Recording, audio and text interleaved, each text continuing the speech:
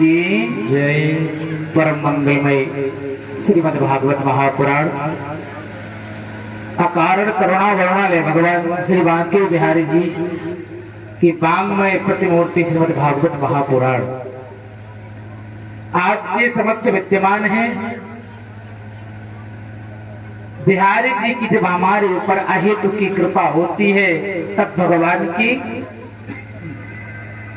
कथाओं का रसास्वादन करने का सौभाग्य प्राप्त होता है। नहीं तो हमारा जीवन ऐसे ही चला जा रहा है।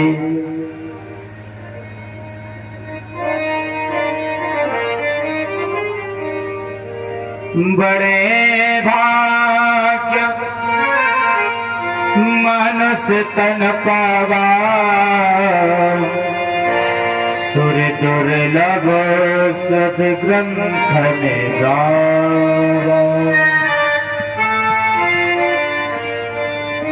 बड़े भाग्य से हमें मानव शरीर मिला और इस मानव शरीर को प्राप्त करने के लिए देवता भी तरसते हैं और जहां पर श्रीमद् भागवत कथा होती है वहां पर देवता भी सोचते हैं ये देवा नाम दुर्लभा सुर दुर्लभा, देवताओं को भी दुर्लभ है कथा। वो भगवान से देवता प्रार्थना करते हैं आकाश मंडल में खड़े होकर, प्रभु हमें भी आप मनुष्य बना दो जिससे हम आपकी कथा श्रवण कर ले, है ना। तो हमारे तो भाग्य नहीं अहोभाग्य है कि भगवान के चरणों में बैठ करके उनकी कथा का रसास्वादन कर रहे हैं। क्योंकि जीवन की डोर भगवान से जो बांध लेता है भगवान उसका बाल भी बांका नहीं कर सकते हैं, मतलब करने नहीं देते। मतलब कोई भी पराशक्ति जो है नेगेटिव ऊर्जा, मतलब दुष्ट शक्ति जो है हमारे ऊपर प्रहार नहीं कर सकती, अतिक्रमण नहीं कर सकती, आक्रमण नहीं कर सकती है अगर हम भगवान को पकड़े रहें। भगवत भक्ति करना, प्रभु का नाम संकीर्तन करना, प्रभु की कथा सुनना हमारे जीवन का परम लक्ष्य है। भागवत के पहले हमने बताया था कि 6 प्रश्न जो है सूत जी महाराज से सौनक ऋषि ने पूछा था। उसमें से एक प्रश्न था कि प्राणी मात्र का कल्याण कैसे होगा और प्राणी मात्र का परम लक्ष्य क्या है। हाँ, जीव मात्र का लक्ष्य सबसे बड़ा लक्ष्य है कि भगवत भक्ति प्राप्त करो और प्राणी मात्र का कल्याण कायम है। 2 बात याद रखना कि भगवान से नाता जोड़े रहो, भगवान से नाता नहीं तोड़ना और किसी भी जीव का आपके द्वारा बुरा ना हो, किसी का अहित ना हो।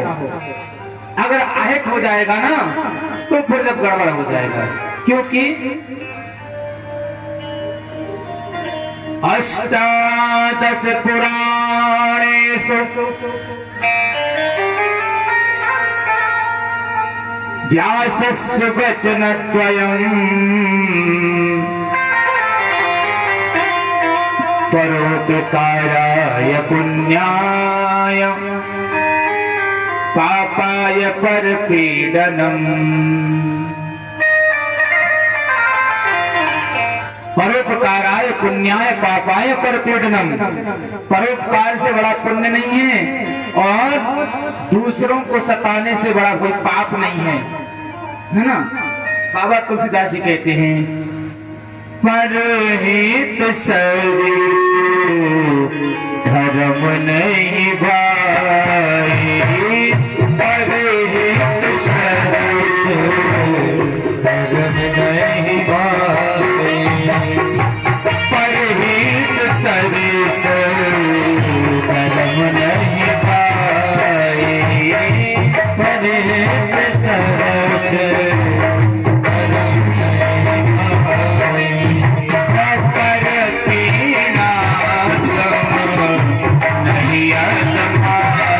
नहीं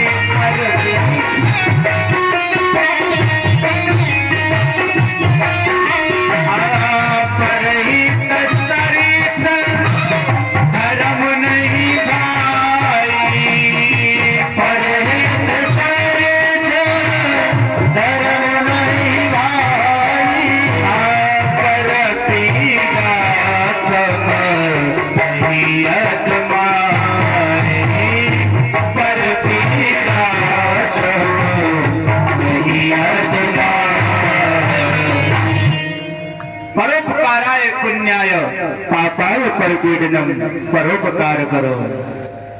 इसलिए भगवान हम पर प्रसन्न रहते हैं। तो भगवान की कथा बड़े भाग्योदयेन जनित पुण्यम, जब भाग्य हमारे भाग्यों का उदय होता है, जन्म जन्मांतर के पुण्यों का फल उदय होता है, तब भगवान की कथा का आस्वादन करने का, श्रवण करने का आनंद प्राप्त होता है। बोलो राधे राधे। कल की कथा में हमने भगवान का रुक्मिणी मंगल का जो है विवाह की चर्चा सुनी। विवाह भगवान का रुक्मिणी जी के साथ हुआ और बलदाऊ जी के विवाह की चर्चा करना थोड़ा रह गया था। तो सुखदेव जी ने बताया था कि महाराज रेवत की कन्या रेवती के साथ बलदाऊ जी का विवाह हुआ। तो बलदाऊ जी का विवाह रेवती के साथ कैसे हुआ है, नवम स्कंद में है ये कथा। 9वें स्कंद में बैठिए। राधे राधे बाबा जी, राधे राधे। 9वें स्कंद में आपको बताया होगा सूर्यवंश में राजा हुए रेवत और उनकी पुत्री का नाम था रेवती। तो अपनी पुत्री का विवाह ऐसे वर से करना चाहते थे जो बलवान भी हो, गुणवान भी हो, शीलवान भी हो।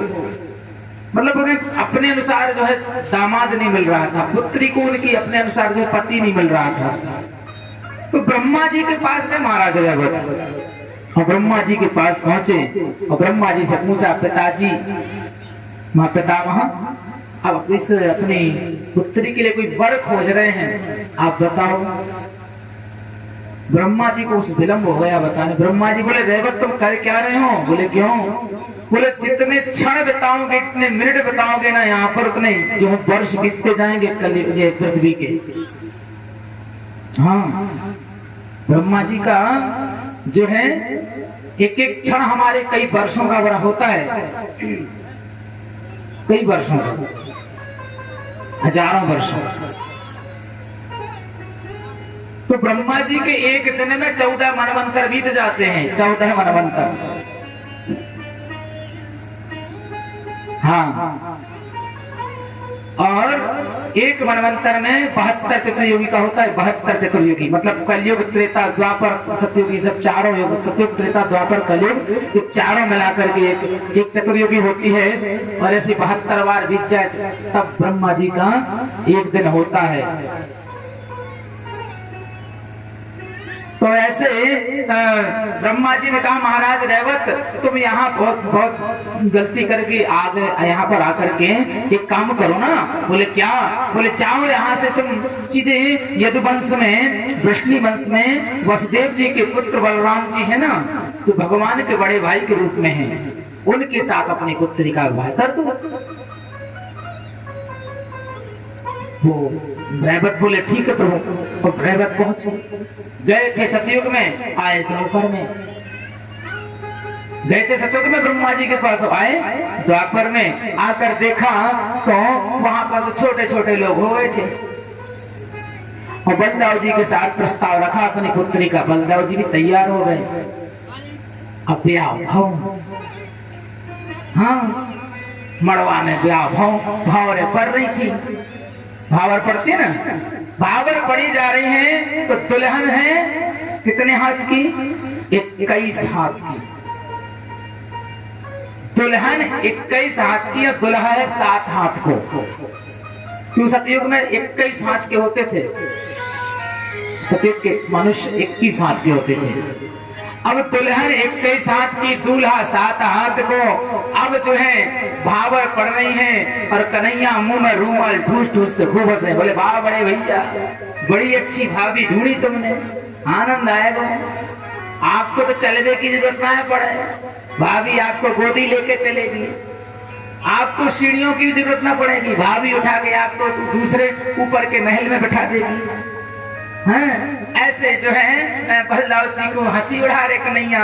अब हंसी उड़ा रहे, बलदाऊ जी बोले कन्हैया जीवन भर सताएगा मुझे, हैं? तो बलदाऊ जी को आई गुस्सा, बोले एक काम ही, एक टंटे ही खत्म कर देते हैं। उठाया बलदाऊ जी ने हल और उठाया मूसल, और हल लेकर और रेवती मैया के कंधे पर रखो और मूसल से सिर दबाया। और जब तक ना छोड़, जब तक रेवती मैया 7 हाथ की ना हो गई। अपने बराबर कर दूं। तब बोले कि नहीं आप ठीक है, बोले हाँ जाओ भैया। और रेवती मैया तब से डर लगी, बोले भावरन में ये मूसर मार दो हमारे मुड़ में हैं, भावरनी में मूसर मार दो। अब ये सुनाओ जिंदगी अगर मारे तो भी तो ऐसे हाथ जोड़ के दूसरी जगह ठाणी रहती है। गोरे दाऊ चाव सो दाऊ दाऊ दाऊ जो है दाऊ भैया कैसे करे हाल मूसल रहे, और रेवती मैया दूर खड़ी है हाथ जोड़े। बलदाऊ जी जाओ सोते हाल मूसल रहे, पहले बलदाऊ जी खड़े हैं, रेवती मैया। तो ऐसे जो है बलदाऊ जी का विवाह हुआ। अब यहाँ पर सत्यजित की कन्या के साथ भगवान का विवाह हुआ रुक्मणी जी के साथ। आइए थोड़ा जो है विचार डालें भगवान के अष्ट विवाहों के ऊपर जो भगवान के हुए। उसके पहले सुखदेव जी कहते हैं कामस्तो वसुदेवांसो दग्धा प्राग रुद्रमन्युना कामस्तो वासुदेवांसो दग्धा प्राप्य रुद्र